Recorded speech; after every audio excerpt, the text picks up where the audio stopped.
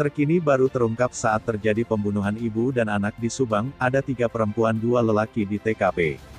Berita terbaru pembunuh ibu dan anak di Subang, ada perkembangan baru soal pemeriksaan yang dilakukan penyidik Polda Jabar.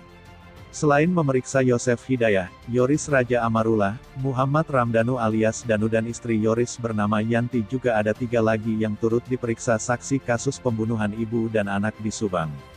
Meski masih dirahasiakan nama dari 3 orang tersebut, namun dia sempat menerangkan melalui kanal YouTube Misteri Mbah Suci soal kesaksian dirinya saat melintas di tempat kejadian perkara TKP, pembunuh ibu dan anak di Subang tersebut.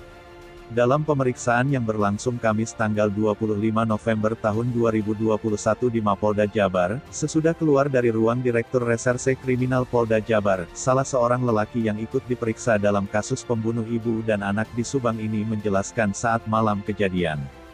Dia menjelaskan olah ketika dirinya melintas menggunakan kendaraan pada tengah malam di Kampung Ciseti Desa Jalan Cagak, Subang. Dia melintas sekitar pukul 23.40 waktu Indonesia Barat, meski jalan lengang namun dia mengendarai tidak ngebut. Tepat di depan rumah TKP dia melihat 5 orang. Karena tidak dalam keadaan ngebut, dia mengaku bisa membedakan mengenai orang tersebut. Dia menyebut ada 3 perempuan saat itu dan 2 laki-laki. Saksi mengaku pulang jelang tengah malam saat itu setelah berkunjung ke saudaranya dan pulang ke rumahnya di Kasomalang. Dia juga melihat posisi mobil Alphard berada di luar menghadap ke garasi, posisi mobilnya dalam keadaan mati.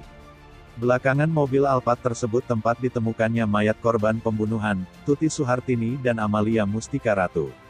Saat ditemukan pada pagi harinya, keadaan mobil posisinya sudah menghadap ke arah jalan. Kesaksian tersebut menjadi petunjuk bagi polisi dan kini sedang mencocokkan siapa sebenarnya 5 orang yang diduga pelaku tersebut.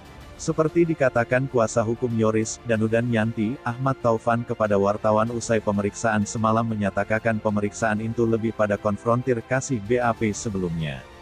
Jadi intinya memastikan terhadap pernyataan saksi yang sudah dituangkan dalam BAP sebelumnya.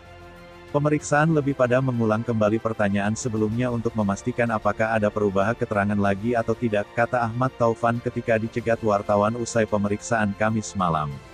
Ahmad Taufan juga memastikan bahwa kliennya dalam pemeriksaan di Polda Jabar tersebut statusnya adalah sebagai saksi.